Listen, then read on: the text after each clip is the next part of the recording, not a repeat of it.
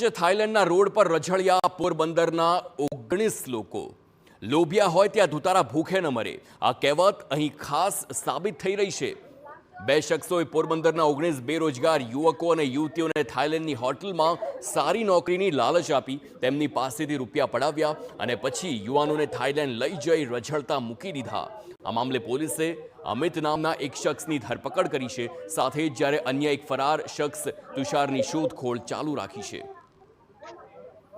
તો ઘટનાની વિસ્તારપૂર્વક વાત કરીએ। પોરબંદરના 19 યુવકો અને યુવતીઓને થાઈલેન્ડની હોટલમાં નોકરીની લાલચ અપાઈ, પછી તમામ લોકો પાસેથી 3 થી 4 લાખ રૂપિયાની રકમ પણ સેરવી લીધી અને એ પછી બધાને થાઈલેન્ડ પણ લઈ ગયો, પરંતુ ત્યાં ના તો નોકરી મળી ના રહેવાની સુવિધા। યુવાનો રોડ પર રઝળતા રહી ગયા। જો કે એક વ્યક્તિએ માનવતા દાખવી તમામ લોકોને પોરબંદર પરત પહોંચાડ્યા। યુવાનો પરત આવતા કમલબાગ પોલીસ મથકે આરોપી શખ્સો સામે ફરિયાદ નોંધાવી છે અને તેને પગલે પોલીસે તપાસ કરી પંજાબથી એક શખ્સની ધરપકડ કરી કાર્યવાહી હાથ ધરી છે। ઉલ્લેખનીય છે, આવા ઠગબાજોના ષડયંત્રમાં ફસાતા પહેલા અનેક વખત તપાસ કરવી ખૂબ જ જરૂરી બની જાય છે।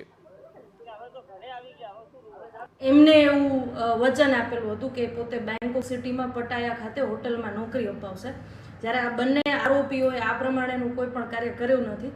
એટલે આ કમલાબાગ પોસ્ટ વિરુદ્ધ આ બંને આરોપીઓ વિરુદ્ધમાં અમે ફરિયાદ નોંધેલ છે।